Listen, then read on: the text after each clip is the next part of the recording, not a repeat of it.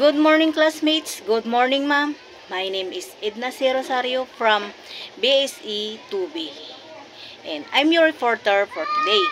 And my topic is all about gene therapy. First slide is introduction. Introduction. Gene therapy is an innovative medical approach but at treating or preventing diseases by modifying the genetic material within a patient's cells. This therapy holds the potential to address a variety of conditions, particularly those that are caused by genetic mutations, by replacing, or introducing new genes.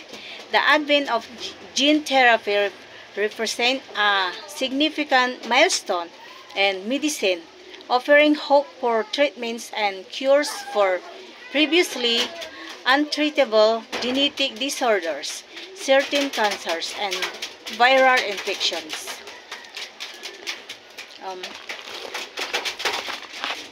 An introduction refers to a beginning, maybe representing someone new to group or inserting a new idea into a project. In a phase of writing, the introduction makes clear to the reader the text's purpose. For example, cooking shows make desserts look easy, but kitchen experiments easy turn to massive messes.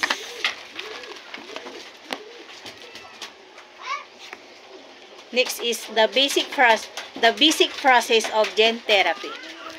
Gene identification. Identifying the specific gene or genes that are associated with the disease. Vector selections. Choosing an appropriate vectors to deliver the therapeutic gene into the patient cells. Common vectors include viruses such as adenoviruses, lentivirus, and adeno-associated viruses because of their efficiency in gene delivery. Gene therapy works by replacing or inactivating disease-causing genes. In some cases, gene therapy introduces new genes into your body to that a specific disease. With gene therapy, healthcare provides deliver a healthy copy of a gene to cells inside your body.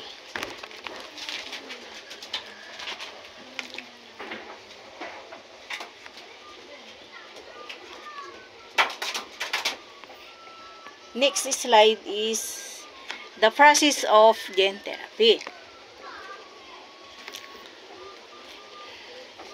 Next slide is the insertion. Inserting the therapeutic gene into the vector. The gene is typically modified in a laboratory setting to ensure it can function properly once inside the target cells. Delivery to target cells. Administering the vector to the patient. This can be done through various methods such as direct injecting into a specific tissue, intravenous injection, or ex vivo methods where cells are modified outside the body and then reintroduced.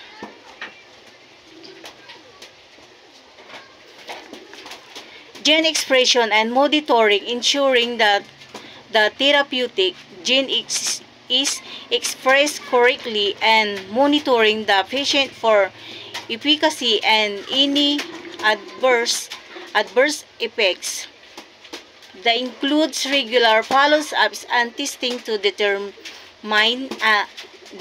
the success of therapy.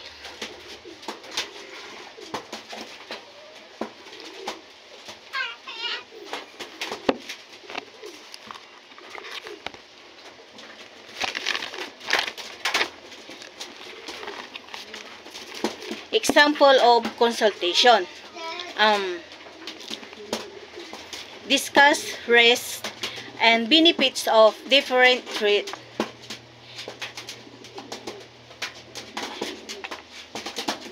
treatment options, which may include gene therapy.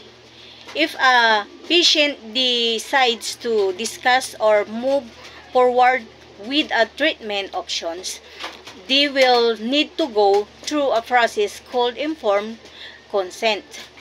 Informed consent is where a patient actively participates in discussion with their physician and is empowered to make discussions about their medical care by deciding which treatments they do or do not want.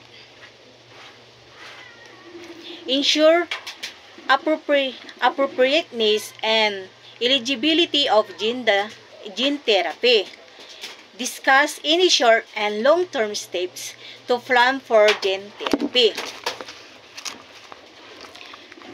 May include discussions of chemotherapy, fertility preservation, side effects of treatment, and other considerations such as insurance coverage and cost of gene therapy. Next slide is types of gene therapy. Somatic gene therapy. This type of gene therapy targets somatic, non-reproductive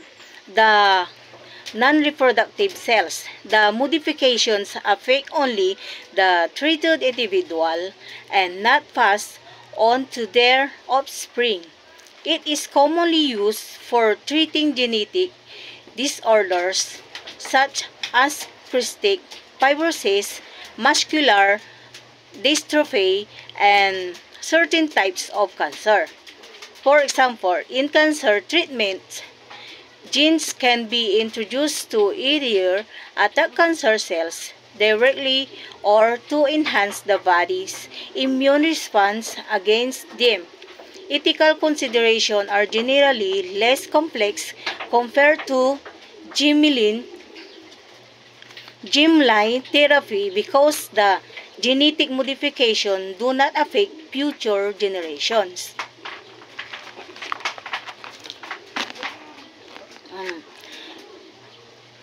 Gene therapy. These types of gene therapy targets reproductive cells, sperm or eggs, early stage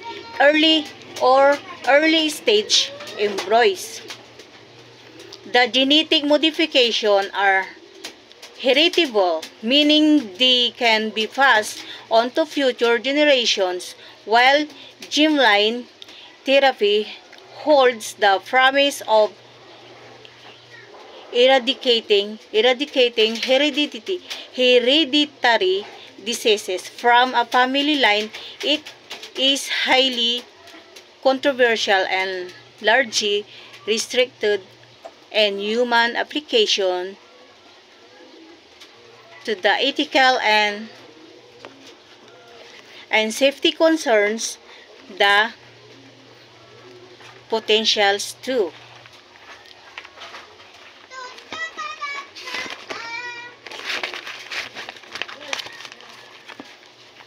Genetic therapies that are currently approved by the PDA are available for people who have liver congenital amaurosis. Amaurosis are rare inherited condition that leads to blindness.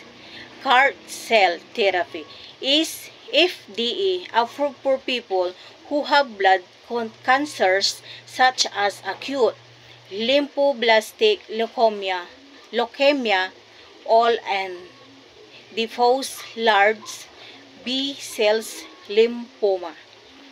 And thank you, ma'am. Thank you, classmates. God bless po.